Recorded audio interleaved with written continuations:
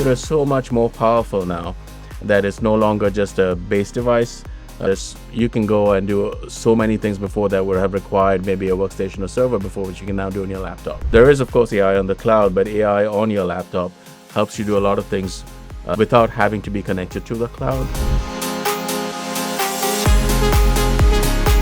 Today we are discussing why workplace hardware is no longer just a background IT expense. In 2026, as remote workforces and artificial intelligence redefine operations, the laptop has transitioned into a primary collaboration hub. The single biggest mindset is to view technology as a productivity tool rather than as a cost.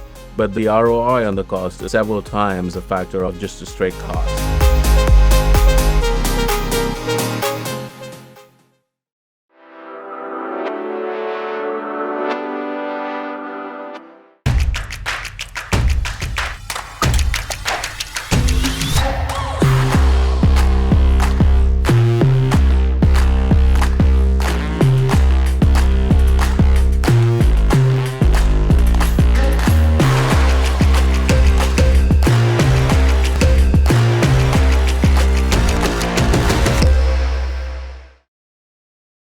Hello everyone, this is Kripa Anand and welcome to the CanadianSME Small Business Podcast. Today we are discussing why workplace hardware is no longer just a background IT expense. In 2026, as remote workforces and artificial intelligence redefine operations, the laptop has transitioned into a primary collaboration hub, a foundational security layer, and a strategic investment in employee retention. Joining us today is Vernon Coutinho, Country Manager of the ASUS System Business Group in Canada. Vernon leads ASUS Canada's strategy and business performance across consumer, gaming, and commercial segments, bringing nearly 30 years of global experience. Under his tenure, ASUS Canada has scaled its consumer market share from 5% up to an incredible 20%, cementing its position as a major powerhouse in premium computing. So, before further ado, let's welcome this very special guest. Vernon, welcome to the podcast. Such a pleasure to have you with us. Thank you for having me. Appreciate it. Now, Vernon, your oversight covers everything from individual consumers to, massive commercial operations. Under your leadership, ASUS has achieved a dramatic market share expansion right here in Canada. So the question to you is, how have you seen the distinct needs of Canadian consumers and businesses evolve over recent years? Go ahead. I think Canadian customers are different. I have managed other regions as well. And I find Canadian customers more open to ideas. We've grown our share significantly in Canada, but that's really because we bring products that customers appreciate and want. So that's been a very interesting take on the Canadian customer. The other thing I find about Canadian customers, they're very value focused. They like their products to have features. It's not just about price. It's what's going to do for them. Right. And I think again, it's quite different to some of the other geographies that I've had looked at before. Yeah. So I think that's another thing. And Canadian customers, whether it's consumers or businesses, have also traveled. They're open to new ideas. They're open to new brands. And again, that's another reason I think what ASUS has done well. We are a pretty strong brand in many different regions of the world, but Canada is, of course, one of our favorite geography.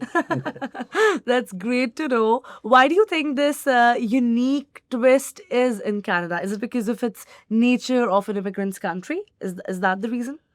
Yes, I believe so. I think a lot of Canadians have come from other regions, other countries. Yep. They have been exposed to other brands, and as I said, they travel a lot. Yes. So they're quite familiar, at least with the ASUS brand, and we find it quite easy to I guess connect with the Canadian customer.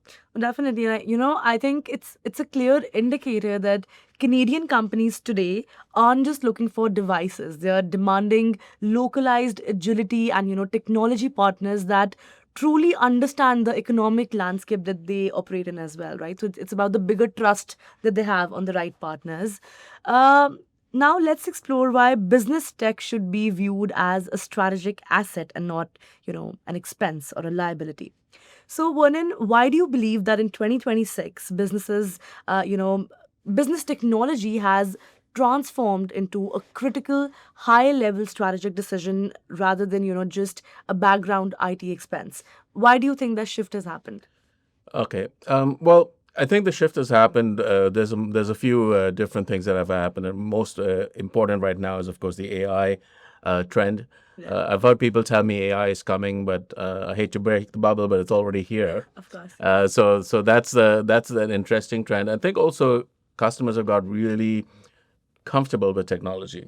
And while it was just a box before where they just did productivity and that was it, maybe a set slew of operating systems or maybe a couple of like Microsoft Office. Right. Now they're exploring. So everyone's got apps. They've got phone apps. They've got computer apps. They're doing different things, and the computer is so much more powerful now that it's no longer just a base device. You can go and do so many things before that would have required maybe a workstation or server before, which you can now do on your laptop. Right. So I think customers, again, whether it's consumer or commercial, are getting more familiar with it. The business customer is also a more mobile customer than maybe a consumer. So they're traveling more. They go see customers. Their business environments might be different. So their needs have changed as their businesses have grown. And Canadian businesses, especially, are very heavy small and medium business segment. Less so on the enterprise than maybe some other countries. Right. So there's a lot more customers, a lot more partners. And I think the two-way communication has improved a lot of what people are actually using these days. Very nicely articulated. And I think what you mentioned about focus majorly being on the small and medium businesses in Canada, they are also very, limited on resources themselves. So every penny that is going out of their pocket, they're very mindful about that. And when we talk about laptop or any device that is going to be a part of our business, a slow or an unsecure laptop is a direct bottleneck on employee productivity and data security as well. So the hardware is the actual environment where your team works every day, right? So thank you so much for putting so much thought into that and being so mindful about that. Next, I'd like to talk about separating real AI PC value from the industry hype. Yes. So, firstly, what is this AI PC from a layman's perspective? Go ahead and explain this. And what should Canadian SMBs realistically expect from an AI PC today? Where actually does it deliver real value, measurable productivity that people can actually see in workflows? Right. Also, so AI is there is, of course, a lot of noise about AI and Yeah. a lot of confusing messages. But really, I think from a business perspective, what the business customer should look at is what will this do for me, as opposed to hunting down AI things that are packaged already and they may not be a perfect fit for them. So what can it streamline for your business? What can it make you more productive? That's what they should look at, and then look at the AI solution that would work for them. AI PCs have come a long way in the 3 years that I've been working with them. They used to be very premium, very, very expensive. The price gap now is actually almost negligible for an AI PC. There is, of course, AI on the cloud, but AI on your laptop helps you do a lot of things without having to be connected to the cloud. There are some security benefits because you don't need to move your AI, move your business information up onto the cloud. So there's a lot of things you can do offline, maybe even without a wireless. Yeah. I mean, most simple things is, if you have a meeting with someone, you can transcribe everything. You're not having to take notes. You can focus on your conversation. You can read it later. You can do translations. All of this AI, for example, we have an AI tool that allows you to do that, and it's on the laptop itself. So an AI computer provides you all the productivity boost because they tend to be more powerful than a regular maybe computer, but you have all these extra benefits as well. So I personally speaking, I think I can go back to a laptop without AI. Once you start using it, you just get so used to it that of asking queries or doing things or getting AI to streamline things for you. I get a lot of emails. I get a lot of chain emails where many people have messaged and I haven't had time to read it. I can just go, hey, can you summarize this for me? And then you just get a one pager on 25 pages of back and forth between different people. So that's the most simplest way of explaining it. It's how productive it can be for you. And then again, from a business perspective, they really should look at what do you try to solve and where the AI piece comes in, as opposed to trying to get AI to shoehorn into your business. So, Vernon, with what you said, that reality check is incredibly valuable. I think it grounds the technology in practical use cases like, on device processing and real time security rather than vague concepts. So, thank you so much for those insights. To the entrepreneurs and business leaders tuning in 2026, staying competitive means maximizing your team's output without blowing up your overhead. As Vernon just laid out, AI PCs aren't a futuristic concept. They are a practical toolkit for changing how you analyze data, secure your endpoints, and manage collaboration. Vernon and his team at ASUS Canada have engineered their commercial portfolios specifically to deliver this hardware edge to growing enterprises. If you want to stop overpaying for legacy systems and start unlocking real workflow efficiency, go to asus.com/ca to see how they can transform your office ecosystem. Upgrade your infrastructure, empower your talent, and claim your competitive edge today. We're going to take a quick break right here, but don't go anywhere. There's still a lot more insight coming your way on innovation, leadership, and the future of business technology. We'll be right back. Hey, you think you know UPS? Yeah, that's us. Everybody knows that. You know what you didn't know? This. Okay, try to keep up. Ocean, us. Ground, rail, air, so us. Guess who? Us. Customs cleared, borders cleared, done. Us. Still with me? Wait for it. Boom. Us. Intelligent, automated, fulfillment. Us. Yep. Healthcare too. Digital your thing? Yeah. Well, book it, ship it, track it. You feeling me yet? Yep. That's all us. That's all UPS.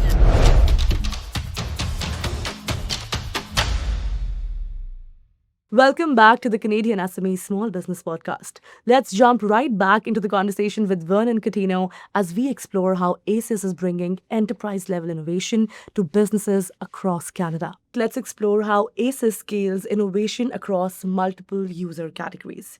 So, how does the one PC strategic model allows ASUS to take innovations engineered for advanced creators or top-tier gamers and apply them directly to improve standard business machines? Yeah.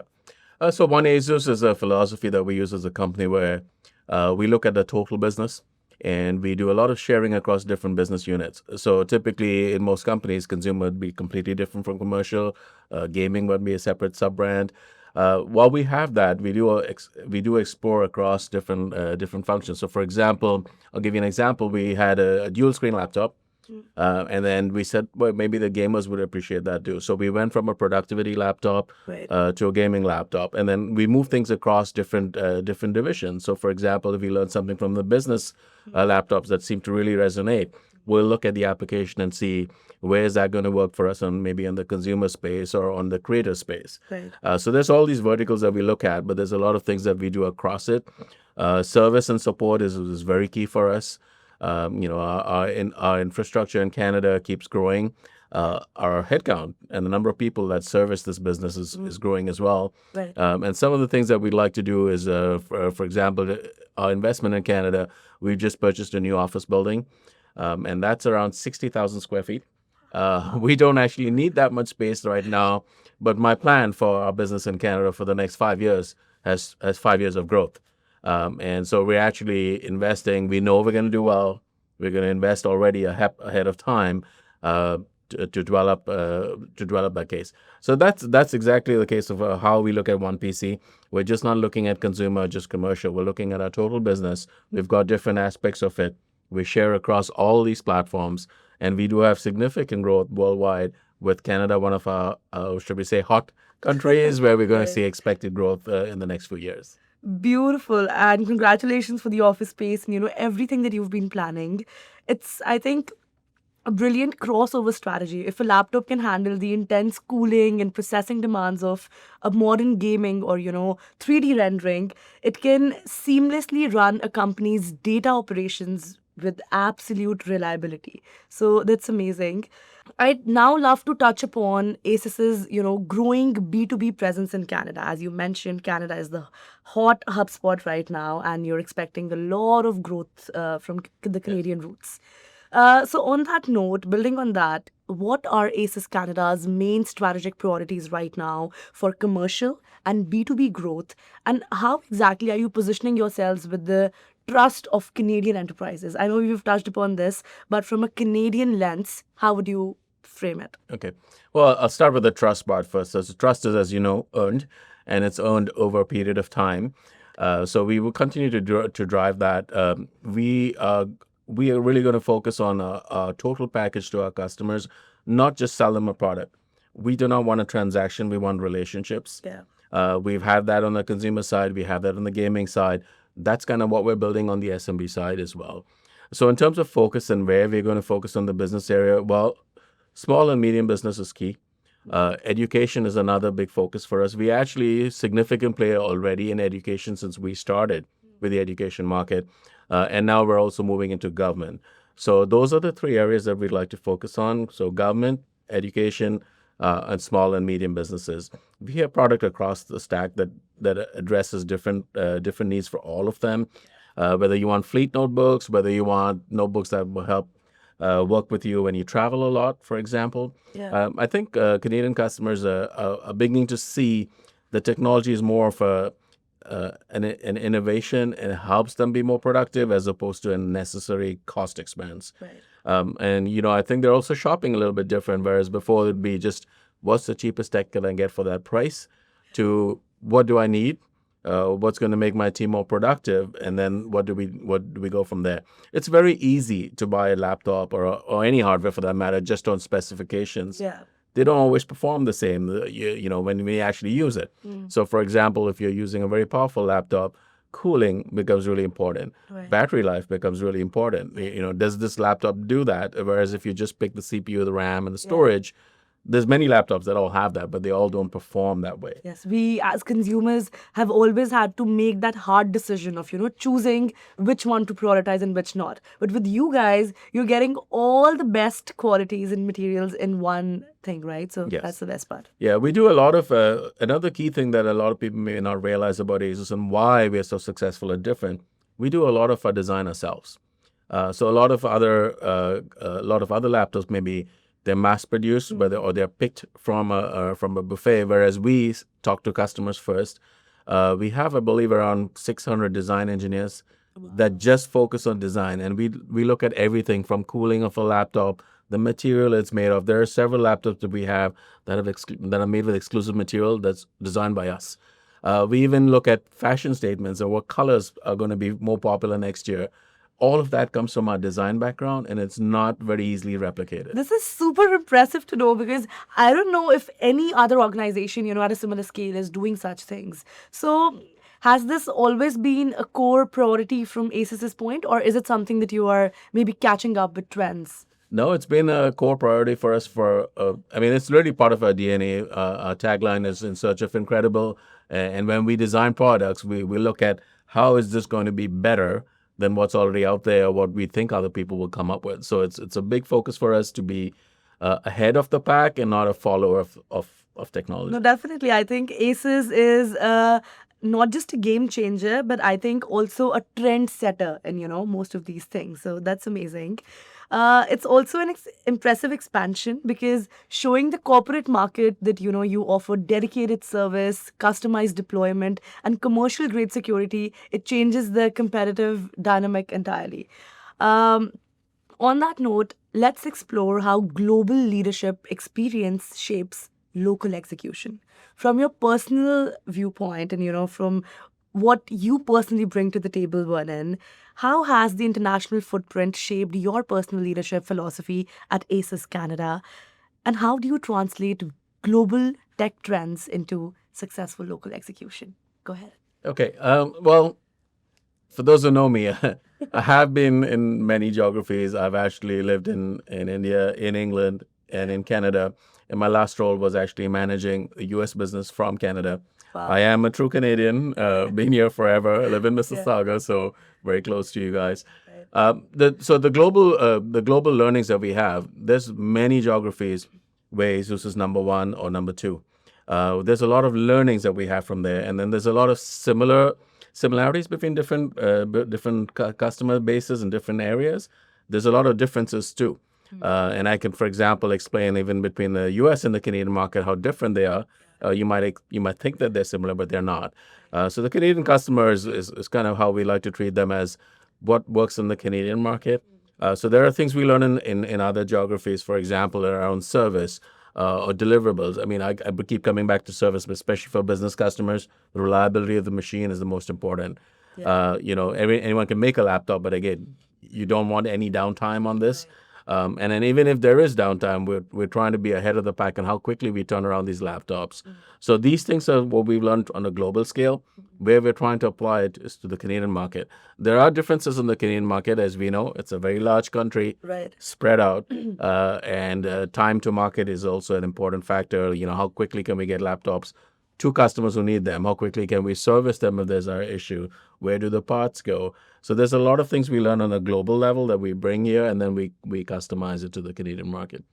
Beautiful. I think that international perspective that you get is an incredible asset. It allows you to anticipate market changes before they even happen. So it gives you that edge. It gives you that distinct head start that makes you distinctive from others in the market out there. Let's do a little time travel right now. Imagine if I were to give you a time machine and maybe we were to go 5 or 10 years into the future. When you get out of the time machine, how exactly do you envision your leadership changing or evolving ASUS global presence? Okay. So ASUS is, even though we're a huge company in terms of scale and, we're in top 3 in the consumer laptops, $20 billion company, we still run it similar to how we treat our customers. It's very relationship based. I don't want to say family because a lot of people overuse that, but it is its case. Extended, yeah. Extended. family. And we tend to look after our staff the same way we look after our customers. As I've said before, we want relationships. We don't want transactions. We want people to come and enjoy themselves. And in terms of my experience worldwide and how I manage our team or our group here, it's really about empowering people. I'll let my team tell me what they need. I look at what we have available and how I can empower them to deliver. So it's not really a top-down kind of management style. I don't go around telling people what to do. They tell me what they'd like to do and what results our customers expect from us, and then my job is to help them get there. So that's kind of that's kind of an ASUS culture. And when I joined the company, I was quite impressed by that part of it. And it actually suits me as well because that's kind of how I like to work with people. You trust people to do what's good for the company. You empower them. You help them out. And in return, we get a lot of trust and respect back. Beautifully, beautifully explained. Is this something that you've always wanted to do? This is a very unique space, right? So as a kid, Vernon, did you always wanted to, do something in tech space maybe, or did you stumble upon it in your life? It's a 50-50. My education is in the tech space. I was going to actually design computer chips. That is what I wanted to do. Oh, wow. I started working in sales part-time, and I got to like it so much that I changed careers. And I've moved more into sales and marketing as a result of that, but always with the love for tech. I always like new stuff. Tech, travel, and soccer would, I think, be my passions, if I would explain that. On that note, the question that comes to my mind is, what is more difficult, pitching a product or creating a product? I think pitching a product is more difficult. Creating a product is I wouldn't say easy. It may be easier than pitching. A lot of times with pitches, customers have seen many pitches. Yeah. And it's really being able to understand what the customer wants, and rather than just pitch the hardware, right? So it's kind of the other way around, the way we look at it. Right. So we get feedback from our customers, we design products that way, and then the pitch comes in much, much later. Beautifully explained. Again, I'm loving this conversation, and definitely we'd love for him to be back, hopefully for a deeper discussion in the next episode that we have him for. But for now, before we let you go, Vernon, For Canadian business leaders who are listening to you right now and who are, planning their next technology life cycle investment, what is the single biggest mindset shift you want them to make? I think the single biggest mindset is to view technology as a productivity tool rather than as a cost. Yes, there is a cost obviously in purchasing new technology, but the ROI on the cost is several times a factor of just a straight cost. It's an investment. It's an investment. Yeah. So I think if our business leaders are view technology, and it's not just laptops, technology in general, as an enabler to their business and not as a necessary evil, there's a lot more speed that would happen. I think also with the newer generations moving into business, the comfort factor of a technology is so much better. Yeah. Youngsters are already on AI. They know things, and I'd encourage our business leaders to get or to trust some of that faster than they would on just, okay, well, I just need this to do this for me, as opposed to now you can go with, there's a lot more that this can do for me. Technology can do a lot more better. And I think also technology should also reflect the business ethics, or shall we say the culture. So, for example, if you're a business in design, you would want laptops that look really good. It's not just a question of delivering designs; it's a question of being showcased, and this is part of your identity. So, I think if Canadian businesses, shall we say, get a little ahead of things, there'll be a lot more success for them in terms of being able to be much more productive with technology than just always delivering what it always has, right? And that's the quantum, shall we say, leap that they need to make. Again, a golden advice, a fantastic double takeaway, I'd say, because shifting from a cost mindset to an empowerment mindset changes the trajectory of your business growth. That was Vernon from ASUS, you guys. Thank you so very much. It was an absolute pleasure hosting you. Thank you. It was a pleasure as well. All right, that was Vernon Coutinho, Country Manager of the ASUS System Business Group in Canada. A masterclass in moving beyond the transactional IT purchase, leveraging the power of AI PCs, and understanding how the one PC strategic model is driving smarter corporate growth in 2026. To all the listeners, thank you so much for tuning in to the Canadian SME Small Business Podcast. Be sure to subscribe and visit CanadianSME.ca for more resources. To learn more about how we are supporting the ecosystem, please visit the Canadian SME Small Business Foundation at smbfoundation.ca. And lastly, a special thank you to our partners, UPS, our shipping partner, and ADP, our HR partner, for their ongoing commitment to empowering small businesses across Canada. So until next time, stay tuned. Kripa Anand signing off.